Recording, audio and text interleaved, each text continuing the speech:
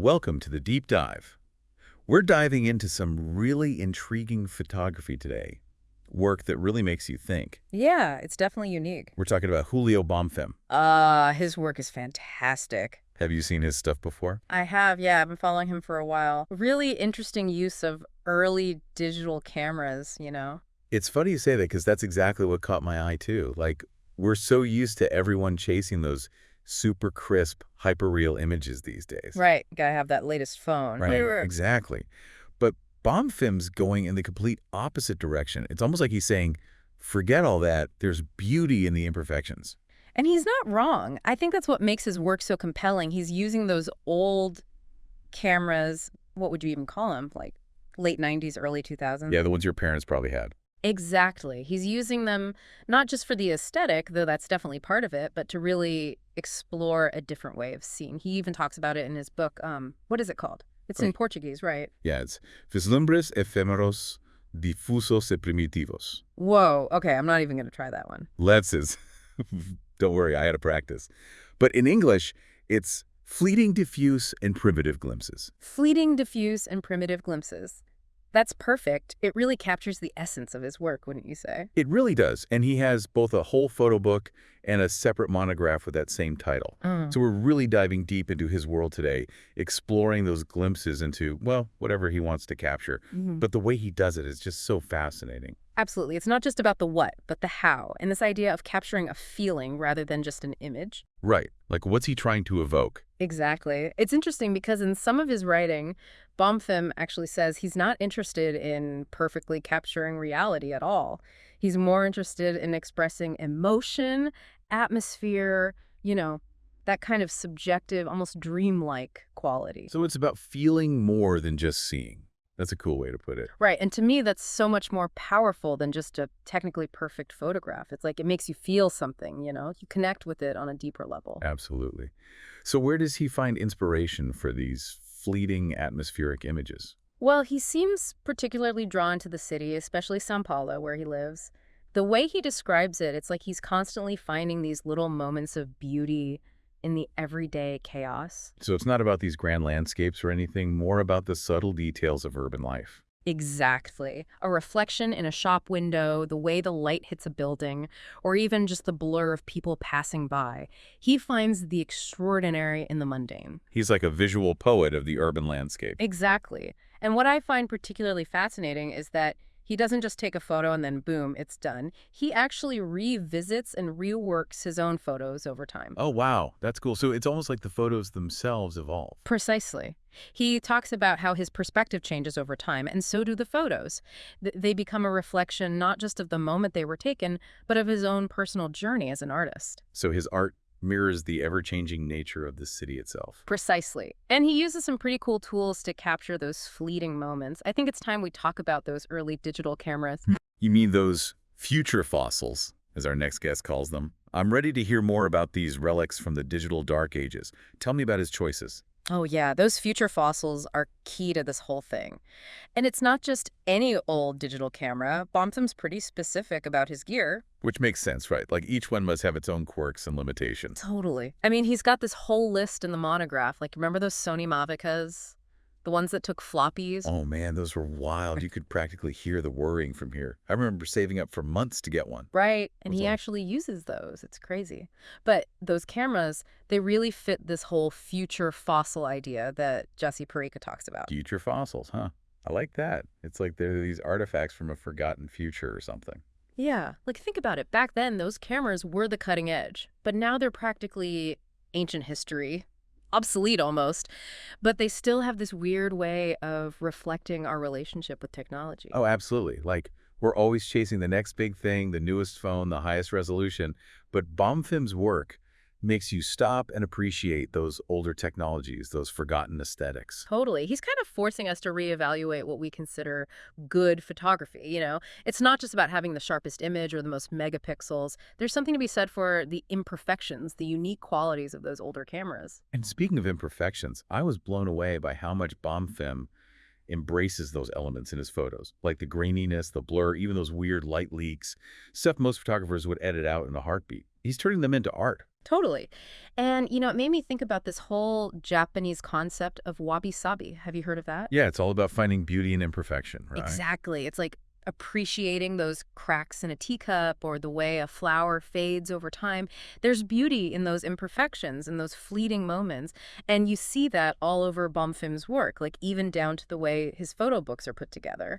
Wait, really? Tell me more about that. Oh, yeah. He's chosen these really specific papers and binding techniques like rough textures, exposed edges, things that feel almost unfinished or raw. It's all very intentional. So it's like the books themselves are part of this whole wabi-sabi aesthetic. Absolutely. He's creating this whole tactile sensory experience. You're not just looking at the photos, you're feeling the texture of the paper, noticing the imperfections. You're really experiencing the book as an object itself. That's so cool. It's like he's challenging that whole digital aesthetic where everything is so polished and perfect. He's bringing back that sense of physicality, of imperfection, and I love it. But it's not just about being different for the sake of being different, right? No, absolutely not. It's about finding beauty and meaning in unexpected places, in those things we might otherwise overlook. And that's something that really resonated with me. And speaking of finding beauty in unexpected places, his work also reminded me of this other concept, the poor image. Have you ever heard of that? I think so, but remind me, isn't that a term coined by Hito Steyerl? Yeah, exactly. She uses it to describe these low-res, compressed images that are everywhere online, the kind of images that are constantly being copied, shared, and reposted, images that are, in a way, kind of degraded. Like those blurry memes your uncle shares on Facebook. Yeah, exactly. And her point is that those poor images have their own kind of aesthetic. They're not perfect, but they're powerful in their own way, They reflect something about our digital culture, about the way we consume and share images today.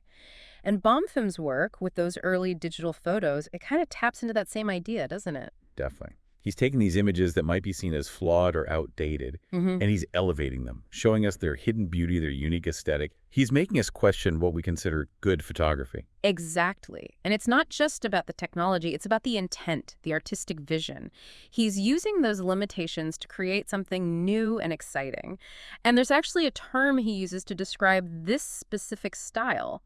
Our book. Our book, that's a mouthful. What does that mean? It's a Japanese term that translates to grain, blur, buka, and it's often used to describe the style of photography that embraces those elements, those imperfections, as part of the artistic vision. Kind of like what we've been talking about, right? Totally. So he's intentionally using grain, blur, and bokeh to achieve a certain look, a certain feeling. Like it's not just a happy accident, it's all part of the plan.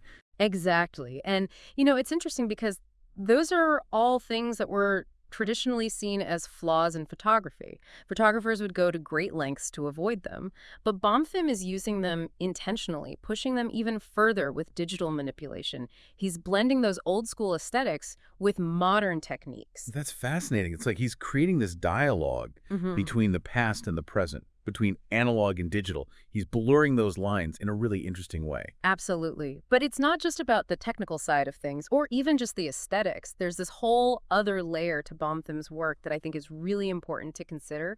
It's about how we as viewers interpret and engage with these images. And this is where I think another important idea comes into play, one that completely changed how I think about art. John Berger's Ways of Seeing. Have you ever read that? Oh, man. Ways of Seeing. That book blew my mind. It completely changed the way I look at art. I still remember that part about how every image carries a sort of invisible history with it, like it's shaped by the context it came from. Yeah. How does that connect to Bomfim's work, though? Right? Berger argued that every image carries this, like, cultural weight, it's shaped by the time and place it came from, the society, all of that. And it's not just about what we see, but how our own context shapes how we understand it. Exactly. And I think Bomfim's photos with that vintage digital aesthetic, they really highlight this idea, like we're looking at these cityscapes, these scenes of daily life, but through this lens of early digital technology. It's like he's tapping into our own nostalgia in a way. Totally. It makes you think about how you might have viewed these same scenes back then when this technology was new, or even if you weren't around then. It makes you wonder, what was it like to experience the world through that lens? Totally. But it's more than just a nostalgia trip, right? He's not just recreating the past. He's actually using those elements, the old cameras, the graininess, to create something new. You've hit the nail on the head. It's not about simply replicating the past. It's about taking those elements and transforming them, remixing them into something original. And this actually reminds me of Nicholas Borio's idea of post-production. Post-production. Fill me in. So Borio argues that in our current culture, we're surrounded by this constant remixing and reinterpreting of existing material, especially in art.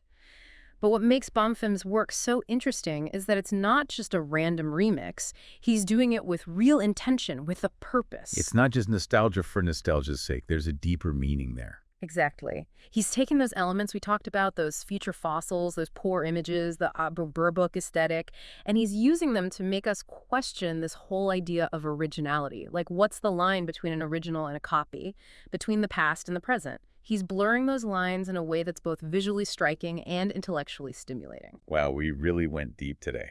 Who knew we could uncover so much from just looking at some grainy photos? Right.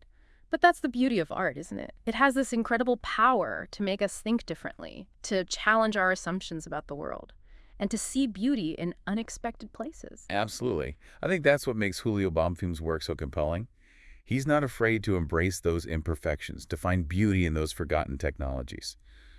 This whole deep dive has me thinking, what other obsolete technologies are out there just waiting to be rediscovered, reimagined by artists? Like, what hidden beauty are we overlooking in our constant pursuit of the new? It's something to think about, isn't it? Definitely gives you a new perspective. Huge thanks to you for helping us unpack all of this. This was a wild ride. Anytime. Glad to be here. And to everyone listening, thanks for joining us on the deep dive. We'll catch you next time with more explorations into the fascinating world of art, technology, and beyond.